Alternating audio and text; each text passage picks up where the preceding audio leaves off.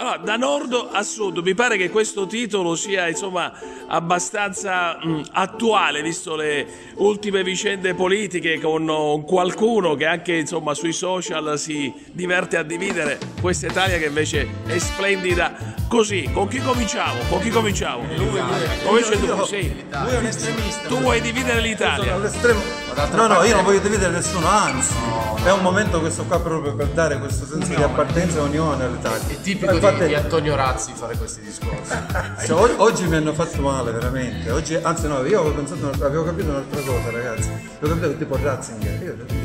Vedi questi ragazzi che seguono la Chiesa, sono cattolici, effervescenti, eccetera. Cattolici operai. Poi con l'asino sembra ancora più lungo. Ancora più rapido. Cioè, teoricamente io cedo subito il testimone, cedo il testimone.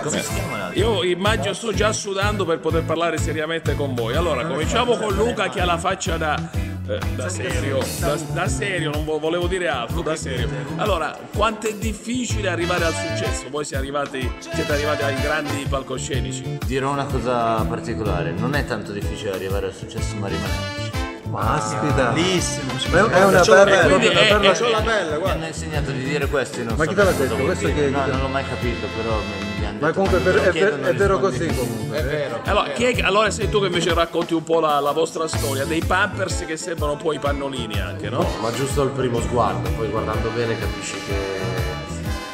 Anche il secondo sguardo, sì, anche il secondo sguardo. E beh, noi abbiamo iniziato molto giovani, una cosa che non ci manca è la varianza di idee, non ci fermiamo mai, quindi questa cosa qua sicuramente ci ha permesso di una volta arrivati a un buon traguardo, il macinare sempre, non fermarsi mai, non sedersi mai, ci ha permesso di rimanere. Infatti Adesso sono quest'anno abbiamo Olimpiadi. fatto 10 anni che li portiamo meglio di loro, 10 anni di Certo, carriera. sicuramente. Posso dire. 10 anni di carriera. Scusa, posso fare una domanda? Quale progetto?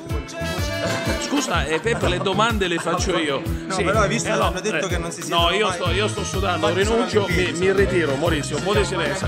E allora, Luca, il rapporto con la Sicilia, una terra che conoscevate, che conoscete, che vi ripromettete di visitare? È una terra dove siamo stati molte volte, tantissime volte.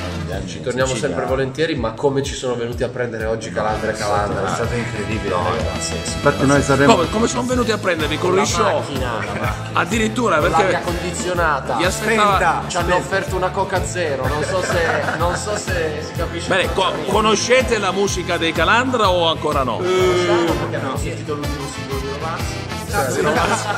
È proprio l'oggetto nuovo. Bene, allora Maurizio, è sempre un appuntamento speciale questa Arena delle Rose, no? Appuntamento normale. Sì, per noi sì. Vediamo a mangiare La mattina un po' di... Giochiamo a Porte Romane a calcetto.